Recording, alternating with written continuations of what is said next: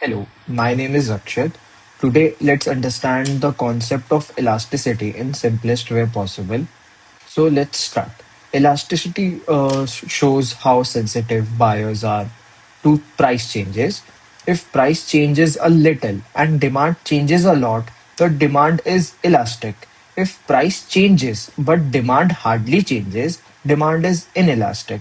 And elastic demand usually has many substitutes, whereas inelastic demand has fewer substitutes.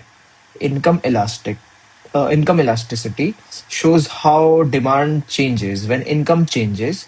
Let's understand this concept with a real life example. Smartphones are elastic. If prices rise, people delay buying or switch brands. Salt is inelastic. Even if prices rise sharply, people still buy almost the same quantity and quality.